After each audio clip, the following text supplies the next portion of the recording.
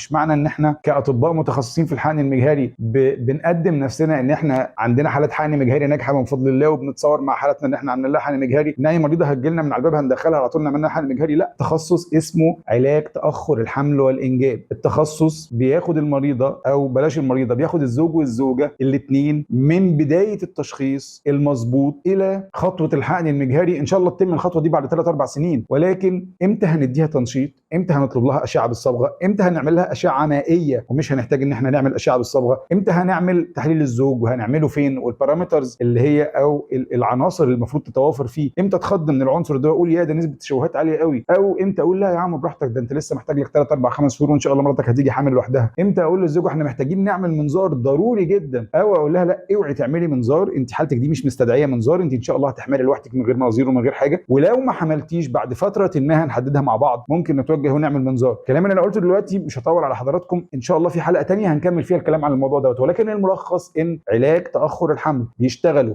الدكتور النساء والتوليد المتخصص في علاج تاخر الحمل. ومش معنى ان هو متخصص في علاج تاخر الحمل ان انت اول ما تروحي له هيروح واخدك على طول على مركز الحقن المجهري ويعمل لك حقن مجهري، ولكن متخصص في علاج تاخر الحمل، عارف امتى يديكي تنشيط، امتى يطلب منظار، امتى ما يطلبش منظار، امتى يطلب من الزوج، امتى ما يطلبش من الزوج، امتى يطلب حاجات معينه تخصك او تخص الزوج هتنفعك وتنفع الزوج،